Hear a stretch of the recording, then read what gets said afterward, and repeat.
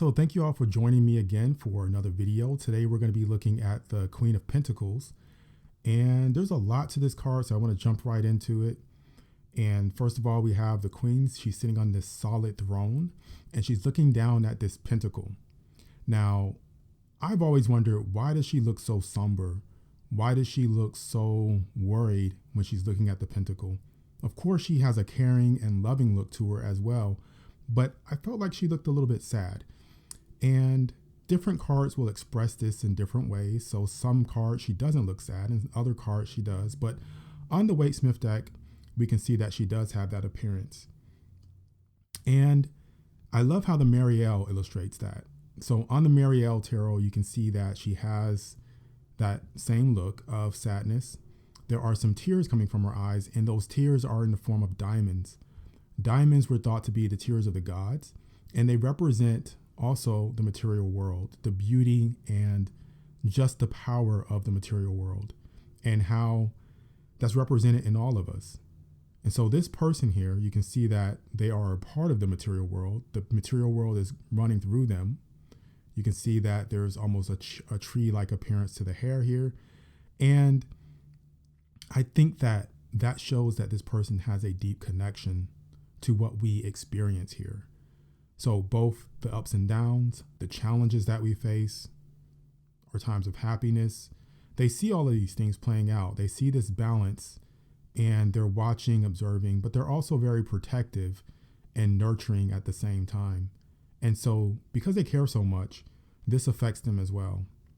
And so I think that this is a wonderful illustration here. This is actually Hathor, who is the mother of Horus. And we'll notice that with a lot of cards that depict the Queen of Pentacles, they are depicting someone who is a mother, someone who is caring for a child. And this is really someone that cares for all of the world, all of nature, like a mother cares for a child. And then we have Rhea, who is the mother of Zeus. And this is the Orphic Tarot, by the way. So she's the mother of Zeus, and she protected him from his father, Kronos, which this card is related to. And we'll talk about that in just a moment. But again, we have that mother, protective, loving, caring, worried type of energy going on here. So now I want to dive a little bit deeper and talk about some things that really make this card have the meaning that it has. And I think that the Tabula Mundi Tarot, which is Thoth based, does a great job of bringing that forward.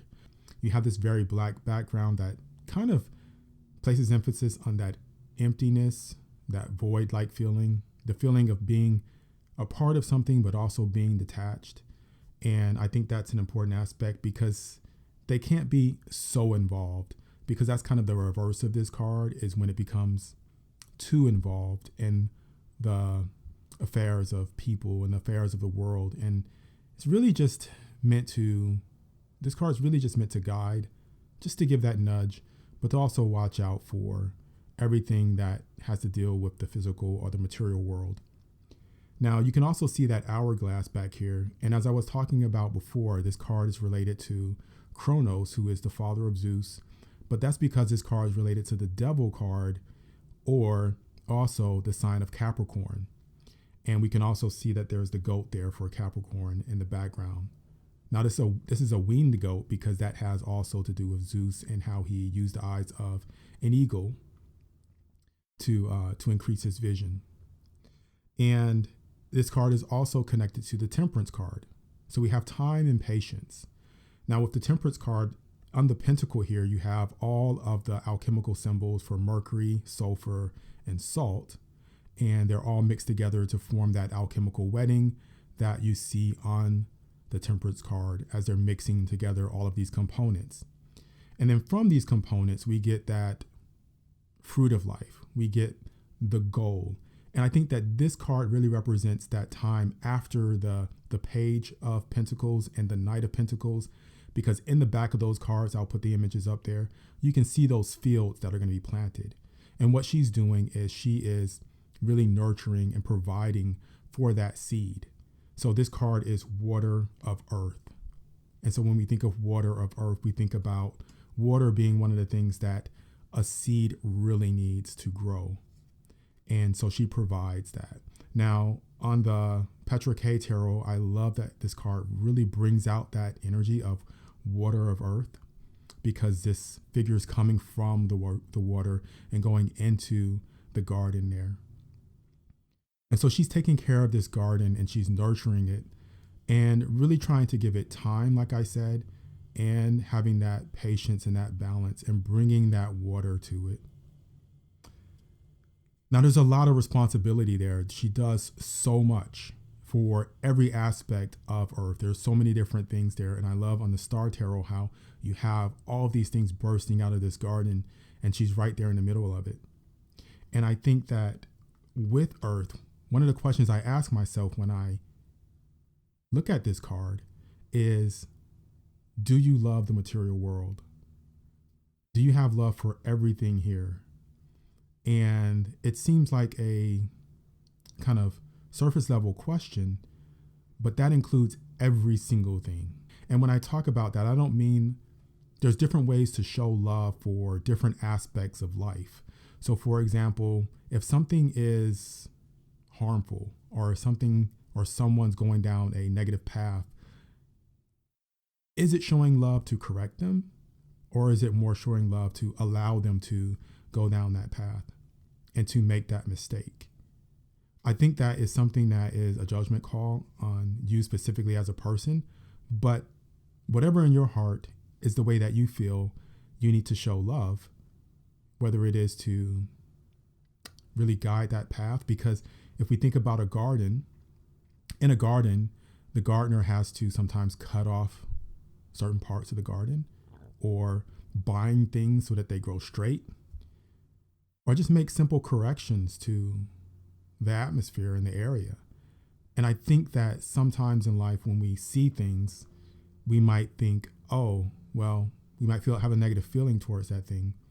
But what are we doing to correct it? What are we doing to help? Are we allowing that to fester and to grow like a rotten apple or a bad apple and spreading throughout the entire batch? And I think that that's another part of showing love. And so maybe that's why she also has that worried look, because she knows that there are things that are challenging in the world, but that decision of how to intervene is a difficult one. But still, there's that fruit that comes from it. And I love how in the carnival at the end of the world, we see all of this fruit coming from this time and this watering and this care that's been given.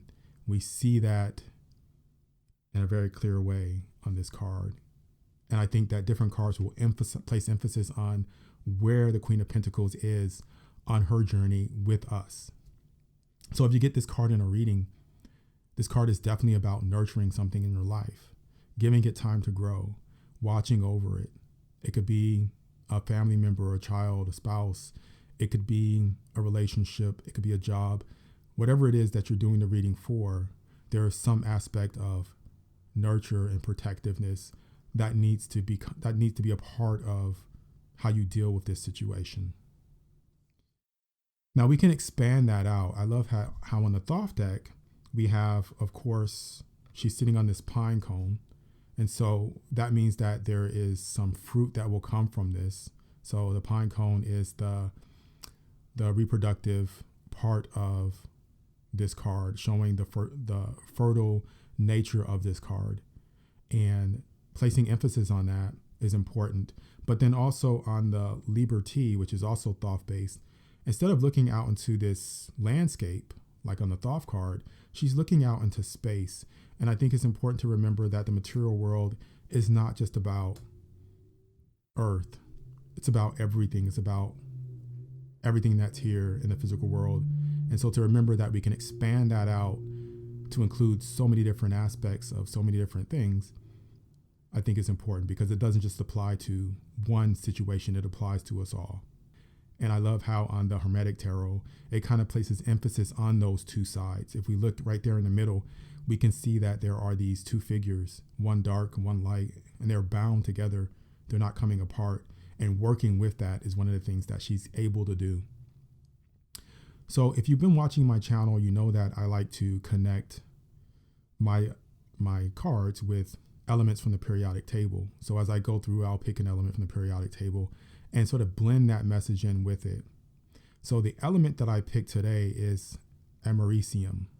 So it's named after America, of course. And when I picked this element, I thought, well, why? And, people may have different feelings and views about America in general.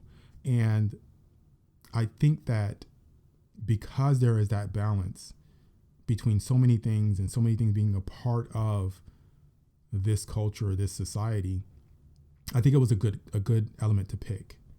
And I think it really represents having that love of every aspect of everything, being able to speak out when things are wrong, but also being able to show that love in a certain way that will bring about changes that are needed.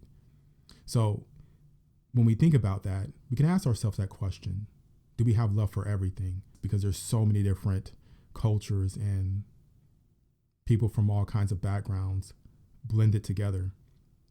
And it's interesting that americium is the element, because as you get down to the bigger elements, I talked about this before, how they're typically unstable. And they vary all the way from hydrogen, which has just 1 proton, to oxygen with 8 protons, to gold, he's rich with 79, finally on to the heaviest of all natural elements, uranium with 92 protons. And they don't have very long, what we call half-lives, meaning that they break down very quickly. So you might be able to synthesize them or put them together and they'll just be stable for just a moment and you can observe them. But for americium, it has a somewhat longer, relatively longer half-life than a lot of the other larger elements. And when we put all of those protons in the nucleus together, they want to push apart because they're all positive charges, and positive charges, just like magnets, if you turn them a certain way, they want to push away. And there's this force that holds them together. So the Queen of Pentacles kind of reminds me of that force. And equally important when it comes to atomic energy is what scientists call the atom's binding force. It's a kind of cosmic glue holding the nucleus together. That can hold together all of those parts that want to separate. And I think that in the US, there are a lot of different parts that sometimes want to separate, and holding all of that together is something that I think is really important for growth and giving it time to develop and to become something that I think is wonderful, because when you have that diversity and it all comes together, so many beautiful things come from that. We still don't know all about that binding force yet, but we do know it is equivalent to mass. Therefore, we may speak of it as having a kind of weight of its own. And I think that is just a part of the power of this card. And so something very powerful plays a role in that. And the Queen of Pentacles also has a lot of power. Truly, the superpower which man has released from within the atom's heart is not one, but many giants. And so we may see her on this throne and she looks like she's not very powerful, but she is, because holding together all those aspects takes so much force. And that force that holds together the things in the nucleus of an atom is called the strong force, or the nuclear force. And it's one of those things that's unleashed when we have, nuclear bombs or things that are providing nuclear power. One is the warrior, the destroyer. Another is the engineer, seeking to provide vast quantities of energy to run the world's machines. So it's a very powerful and potentially destructive energy, but it's also something that is necessary for life and necessary for the world to be what it is today. This is one of those cards that I'll continue to reflect on because it has so many different aspects to it. But I think that the main things that I got from it was that this card is really about nurturing. Another is the farmer, helping to better feed tomorrow's world. Still another is the healer, helping to diagnose and cure the sick.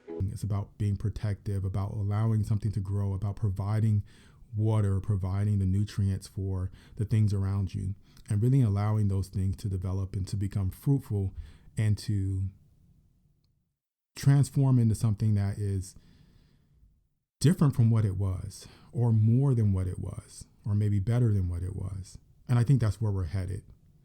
I think if we look at what we are overall and we really focus our energy on coming together and not falling apart, then that's where we're headed.